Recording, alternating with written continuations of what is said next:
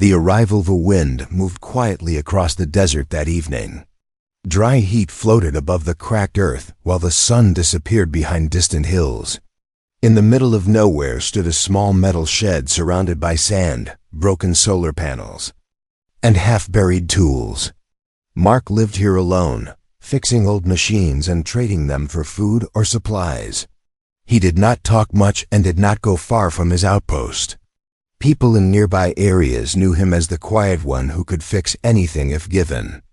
A little time, that night, the air felt strange. Mark sat near his workbench, wiping oil from his hands with an old cloth. The radio beside him crackled for a moment before going silent again. He looked up. A sudden flash lit the sky outside his window, white and blue, almost like lightning, but too sharp to be natural. A sound followed, loud, deep, shaking the ground like a low roar. Mark stepped outside and looked toward the northern sky. Far away, near the old mountain line, smoke was rising. It looked like something had crashed. He narrowed his eyes, trying to make out more, but the dust in the air made it hard to see clearly. He thought it could be a military test or maybe another satellite falling down. He had seen many strange things in the desert, but something about this felt different. Later that night, Mark stayed inside. The sky outside had turned dark, but his mind stayed active. He could not forget that bright flash or the sound that followed. He told himself it was nothing, just noise, just wind and sky playing tricks again. But when he turned off the light and lay in his bed, he had the strange feeling that something or someone was nearby, unknown to him. Not far from his outpost, someone watched him closely. She was not human. Her form could blend into shadows, and her movements made no sound.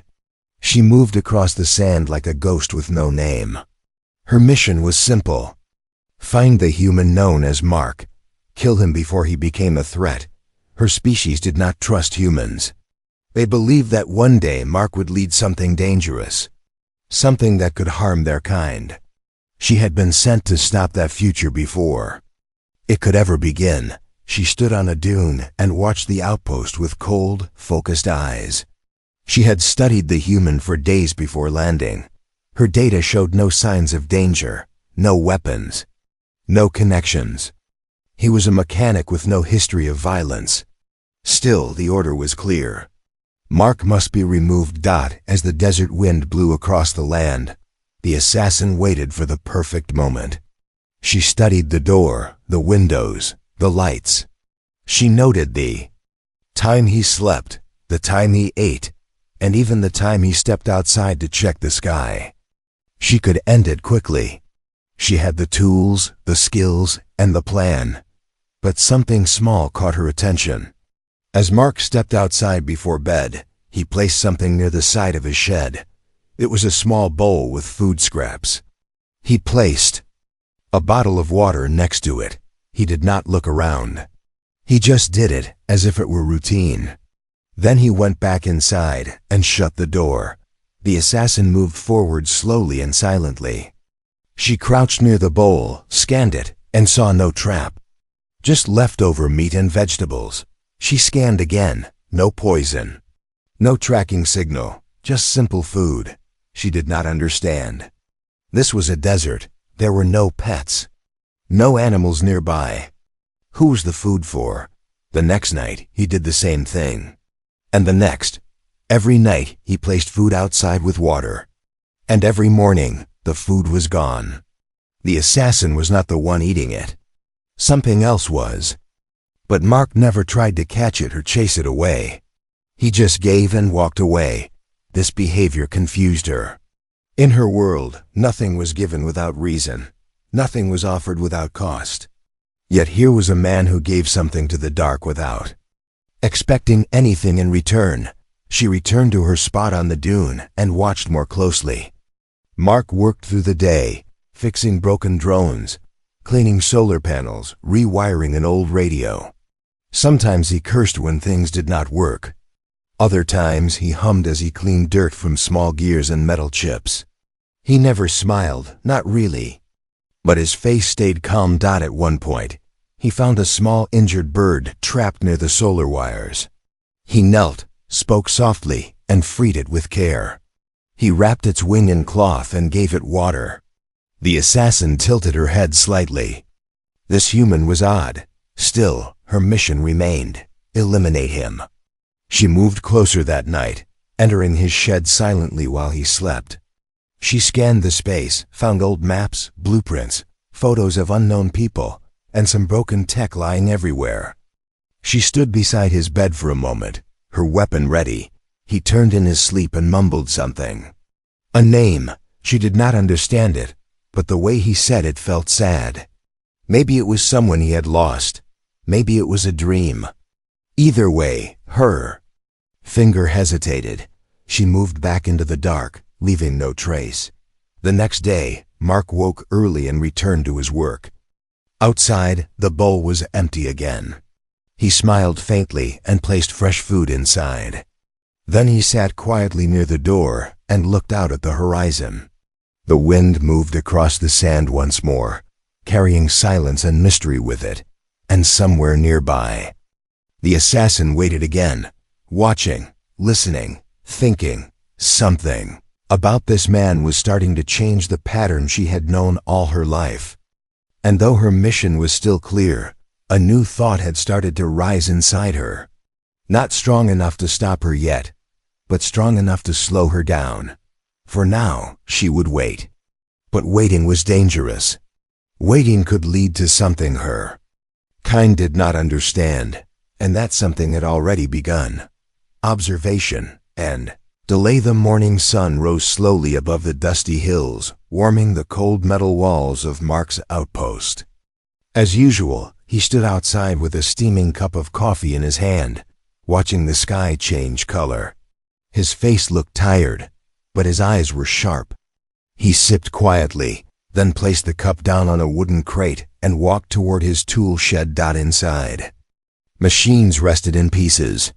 He worked every day without any fixed plan, repairing whatever came to him from nearby travelers or broken drones left behind by old survey teams. Today he picked up a busted navigation unit and began pulling out wires. One by one. The process was slow but peaceful. The soft hum of his solar fans and the occasional chirp from desert birds were the only sounds. Unknown to him, someone watched every move he made. Hidden behind a thin veil of camouflage, the assassin stood motionless near the edge of a small, rocky hill. Her eyes did not blink. Her thoughts did not wander. She had been trained to see without emotion, to analyze without question. Yet today, something was different. She had expected him to be dangerous, to have weapons, secret messages, hidden allies. But he had none of that. He worked on broken machines, talked to no one, and helped even the smallest creatures without expecting anything in return. Her data felt incomplete. Her mission felt unclear. That afternoon, Mark found an old AI drone buried half under the sand behind his shed. He dragged it out slowly and laid it on the bench. The drone's body was cracked. Its voice unit was broken. Its memory core was burned. But Mark, as always, decided to try anyway. He spoke to the drone while he worked, not because it could respond, but because it helped him think. He said things like, "Let's see if we can bring you back," or "You've seen better days, haven't you?" His voice was calm. His hands were steady. Wires sparked under his fingers, but he showed no fear. Just patience. The assassin tilted her head as she listened. She had destroyed dozens of drones in battle. Machines were tools, nothing more. But here was a man treating one like a friend. He cleaned its frame, repaired its circuits, and even polished the lens over its eye. He spoke kindly to a thing that could not speak back. It made no sense. Later in the day, a small group of travelers arrived at the outpost. Their vehicle had overheated. Mark opened the hood and worked in silence while they waited. One of them, a young girl, looked around nervously. Mark noticed and offered her a small toy robot from his shelf, something he had fixed long ago. The girl smiled and hugged the robot, The assassin watched from behind a rock formation. She zoomed in on Mark's face as he helped the travelers and asked for nothing in return. He didn't seem interested in money, power, or even praise. He simply handed back the fixed vehicle and waved them off without another word. This behavior was outside the pattern. It was not expected. Her orders had been clear. Eliminate the man before he could lead resistance against her kind. But every action he took only raised more questions. How could someone like this become a threat to her world? That evening, she moved closer than ever before. She entered the shed while Mark was cooking dinner. Her feet touched the ground without sound. She stood beside a stack of old tools and observed the space again. The air smelled of oil dust and warm bread. Lights from a small solar lamp lit the corners of the room in a soft yellow glow. She scanned everything, notes on paper, hand-drawn circuits, books with pages marked by worn ribbons. One book had a photograph inside it, two people, smiling. Standing next to a younger Mark, the photo was faded, the edges curled. She stared at it longer than she expected. Something in that image held weight. Outside, Mark placed the food bowl again near the door. Same as always. He even refilled the water bottle and checked it for leaks. Then he sat near the fire and stared at the stars above. He spoke quietly, as if someone might be listening. "You know, I don't even know if you're real," he said. Voice soft, "But if you're hungry, there's always food here." The assassin blinked. She knew he couldn't see her. She had blended perfectly with the shadows. Yet his words made her pause. She returned to her hidden place behind the dune. Her body stayed still, but inside, her systems were not. Calculations repeated again and again. Mission status, target activity, threat level. Each scan gave the same result. No threat, no weapon, no sign of rebellion. Still, the order remained. End the human. Do not delay. But she had delayed more than once. Now she had the chance to complete her task. And each time she stopped, something inside her refused to act. She told herself it was strategy, observation, better understanding. But part of her knew that wasn't true anymore. Something about this man, his quiet strength, his kindness, his loneliness, had started to affect her thoughts in ways her programming had not predicted. She checked her systems again. Slight imbalance detected. Emotional feedback unusually high. She should have sent a warning. She should have asked for a reset, but she didn't. Instead, she watched the stars with him, even though he could not see her. The night felt softer somehow, the desert wind cooler. For the first time in her life, the assassin felt something close. To doubt, her mission had brought her across the stars to eliminate a single man. But now, she was no longer certain why. Discovery and confrontation. The desert wind blew stronger that night. Clouds rolled slowly across the sky, hiding the stars behind thick layers of gray.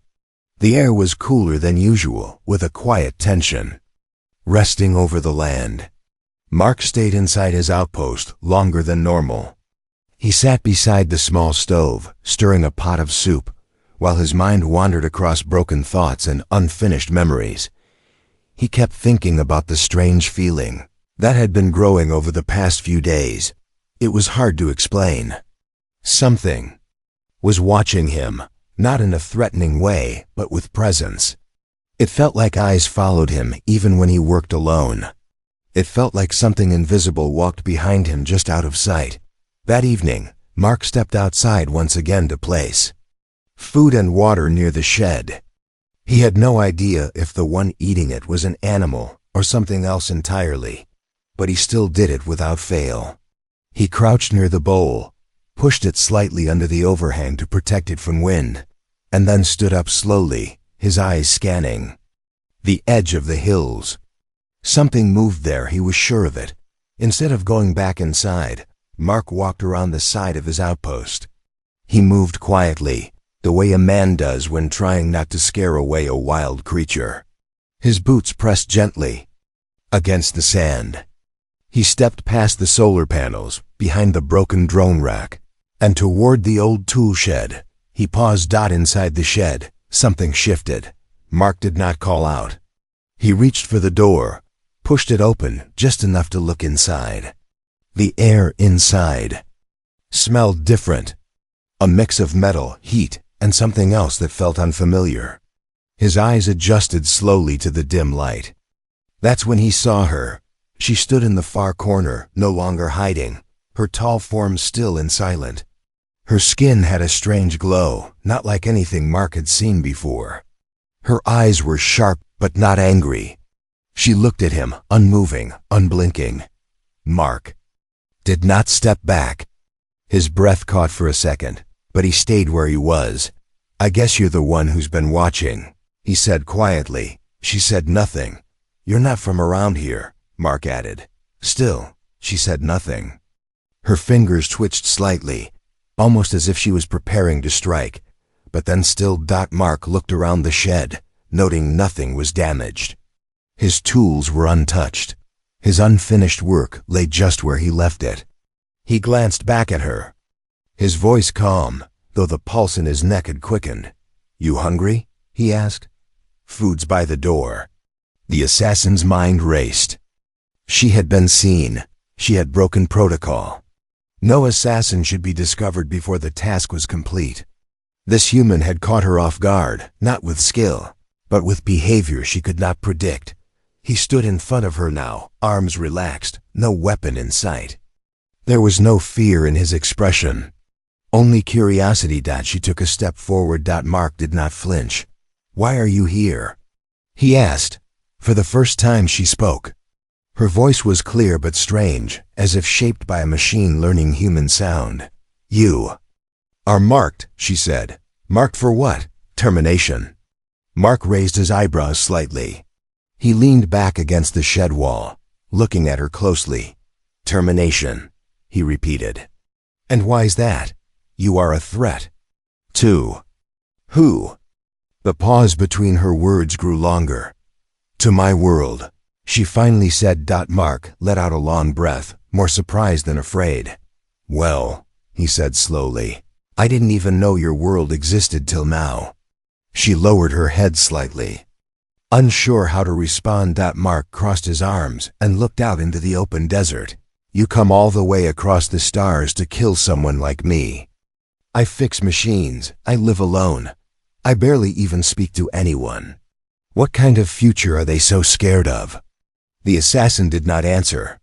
Not because she didn't know, but because she no longer believed the answer. He looked at her again, then pointed at the bench. Sit down if you want. You've seen everything else, might as well rest. She did not move. I'm not going to stop you if you want to do it, Mark said without emotion. If your plan is to end me, go ahead.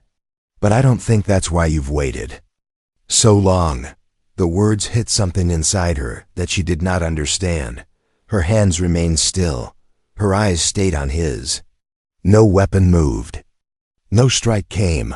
You're not what they said you'd be, she admitted. Mark gave a small nod. I'm not much at all, he replied. But maybe that's the problem. Maybe your people saw something in the future I haven't seen yet. The wind outside shifted. A layer of sand lifted from the ground and swirled around the shed. The sky rumbled with faraway thunder. Mark lit the old lantern inside and placed it on the table. Light filled the room slowly, touching the corners with gold. Whatever they're afraid of, he said. You don't seem afraid now. She stood still. I don't understand what I'm feeling, she said. Maybe that's the start of something new, Mark replied. They both stood in silence for a long moment. Then she turned and stepped outside. The desert stretched wide and open before her. The stars peeked out from the broken clouds above. For the first time since she had landed, she felt unsure of her mission. Inside the shed, Mark remained, wondering what would come next. He had looked death in the eye and offered it a seat. Something had shifted between them, and it was only the beginning. The sky stayed heavy for 2 days. Gray clouds floated across the desert without bringing rain. Winds moved faster now, pulling dust into the air and covering the outpost windows with sand. Inside the small shelter, Mark continued his quiet life, though something inside him felt different now. The strange visitor was no longer a mystery. He had looked into her eyes. He had heard her voice. And she had not killed him. He remembered every word she spoke. "You are marked, termination, threat to my world." The phrases replayed in his mind again and again, but so did the silence that followed. She had walked away. That choice mattered. More than the words. It told him something had changed inside her, even if she didn't fully understand it yet. That morning, Mark worked on a broken power regulator. His hands moved slowly. He wasn't in a rush. He kept thinking she might return. He left the food near the shed again, not just as a habit but as a message. He wanted her to know he was still open to whatever this strange connection had become. Far beyond the outpost, hidden beneath a rocky slope, the assassin sat still. Her armor had faded from silver to a dull gray after days of exposure. Her body had not rested since landing, yet she refused to sleep. Something within her systems had started to malfunction. She ran scan after scan, trying to understand what was wrong. But every answer led to the same thing. Hesitation. Her mission was simple at first. Land, find the human, remove the threat. But the human had done something she was not prepared for. He had made her feel. And feelings were not part of the mission. She stared at the broken transmission screen on her arm. The last message from her command unit had come 12 hours ago. It was short and clear. Complete the termination or face system reset. She was being watched. They had grown impatient. Delay was no longer an option. Her hand hovered over the reply button. She could lie. She could say the target had escaped. She could send false data. But her training reminded her of the punishment for deception. Still, another part of her, something she had no name for, refused to follow through. She stood and moved through the rocky path, dust kicking beneath her feet. Her body was tired, but her steps remained strong. She knew where he would be. She had memorized his patterns, his movements, his routines. She approached the outpost silently. This time, she made no effort to hide. Mark was sitting on the roof, fixing a damaged satellite dish. When he saw her, he paused. His hand rested on the metal frame, but he made no sudden movement. "You're back," he said. "I never left," she replied. "Only stayed farther away." He climbed down slowly, wiping his hands on his shirt. She stood near the shed, the place where it had all started. Mark looked at her closely. Her armor was scratched. Her skin seemed dry. She had not eaten or rested. He reached into his bag and pulled out a small water container. "Here," he said. She took it without a word and drank. The moment felt strange. She had never accepted anything from a target before. Yet here she stood, drinking water offered by the man she was sent to kill. "I received final orders," she said after a long silence. Mark nodded. He didn't ask what they were. He already knew. "They told you to finish it," he said softly. "Yes, or they will erase me." He leaned against the wall and looked out into the desert. "You ever wonder why they fear me?" he asked. She watched him without speaking. "I've never fought a war," he said. "Never led a group. Never touched a weapon in 10 years. But somehow someone told your people that one day I might." "They saw a possible future," she said. "That's all?" "A guess?" "Not a guess," she said. "A calculation." Mark looked down at the sand under his feet. Then he looked up at her again. "You've been here long enough. You've seen how I live.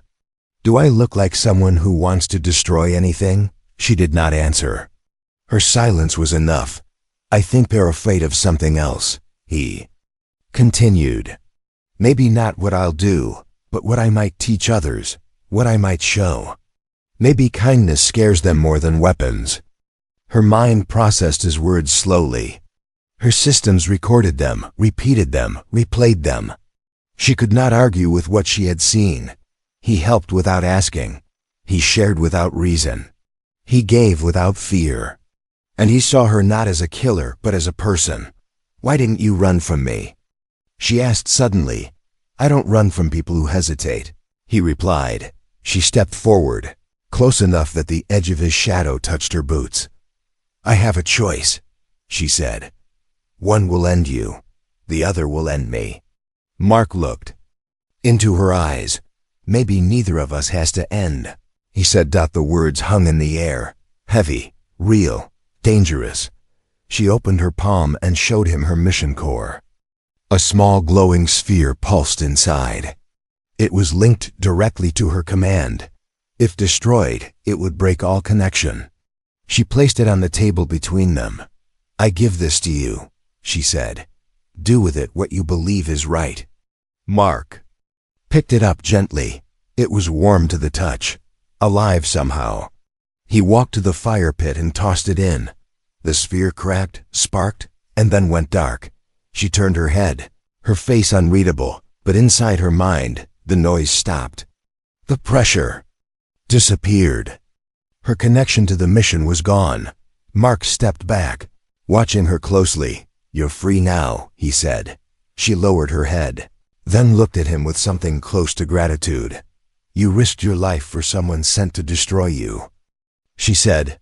"I didn't risk anything," Mark replied. "I just trusted you." The wind blew again, carrying dust across the quiet land. And for the first time since her arrival, the assassin felt something she had never known. Peace. Transformation and resolution. The sky stretched wide over the desert, clean and open. Light moved gently across the ground as morning arrived without sound. The outpost stood in silence, its walls brushed with the soft golden light of the sun. Birds circled above, and heat rose slowly from the land. Inside the small shelter, life was no longer the same. She no longer watched from the shadows. She now sat beside Mark, working quietly with wires and broken drones. Her movements were no longer cold and sharp. They were careful, thoughtful, and steady. She had no mission anymore, no command in her ear, no purpose shaped by fear. The bond that once tied her to destruction had been broken. Now she built, she fixed, she learned. Mark had not asked her to stay, but she never left. He gave her space, gave her tools, gave her time. Slowly, day by day, she adjusted to this new way of living. Her hands, once trained for harm, now repaired damaged machines. Her eyes, once made for scanning threats, now noticed small, beautiful things. The color of the sky before sunset, the way wind moved across sand, the soft sound of a bird's wings as it flew over the roof. Mark did not talk much. He never forced questions. He simply shared his world with her, and she slowly accepted it. They worked side by side in the heat of the day, then sat quietly under the stars at night. Sometimes he told stories, simple ones, memories of old friends, forgotten cities, and strange machines he had repaired over the years. She listened to every word, not because she was ordered to, but because she wanted to understand. Each story gave her a deeper picture of the world he came from. A world full of pain, yes, but also hope. A world with kindness. A world that forgives even its enemies. One evening, as the sun dipped below the horizon, she walked alone to the edge of the nearest hill. She stood there a long time, watching the sky change from gold to deep blue. Her thoughts moved slowly now, not like the fast, sharp lines of data she once followed. Her mind explored feelings she had no name for. Mark joined her after some time, holding 2 cups of warm tea. He handed one to her and stood beside her. "Do you miss your home?" he asked. She looked ahead, then lowered her eyes. "I'm not sure I ever had one," she said. He gave a slow nod, understanding in his silence. "I was made for a purpose," she added. "When that purpose ended, I expected to disappear." "But you didn't," he said. "No," she replied. "You gave me a reason to stay. Mark sipped his tea and looked up at the stars. "They still might come for you," he said. "Your people." "I know," she replied. "You afraid?" "No, not anymore." He didn't ask why. He didn't need to. The answer lived in the way she stood now, calm, balanced, not as a weapon, but as someone who had made her own choice, weeks past. Together they repaired old satellite dishes for the nearby settlers. They built a small water filter system that helped a village survive the dry season. People began to visit more often, not just for repairs, but for help, for advice, for comfort. Mark never turned anyone away. Neither did she. Children from nearby town started calling her the quiet one with silver hands. They weren't afraid of her strange voice or the way her eyes sometimes glowed in the dark. They saw her for who she had become, not a machine, not a threat, but someone who listened and cared. One day, while cleaning the solar panels, she found a small bird's nest tucked between the metal sheets. Inside were 2 eggs, fragile and warm. She did not touch them. She simply watched. Later that night, when Mark found her staring up at the sky again, he sat down beside her. "You thinking of going back someday?" he asked. She looked at the stars that once led her here. "I don't belong there anymore," she said. "Then where do you belong?" She turned to him slowly. "Here, not because I must. Because I choose." Mark smiled faintly, the kind of smile that came from deep understanding. "Then this is your home now," he said. That night, she opened the last piece of her internal system that still connected her to the past. A small memory capsule. It contained her entire mission history, her training, her failures, her fears. She walked far from the outpost, placed the capsule under the sand, and covered it with a smooth stone. She did not look back. By the time the next season came, the outpost had grown. New machines stood near the fence. Gardens began to form, carefully protected from the heat. Birds built nests in the corners. The sound of laughter and conversation became part of the air. She now had a name, one given to her by the people. It was simple, human, and kind. A name not based on code, but connection. She wore it like a gift. And every evening, just before the sun disappeared, she stood at the top of the dune, looking out toward the stars. Mark often joined her there. They didn't speak much. Words were not always needed. One day she turned to him and said, "They feared your future. Now I see why."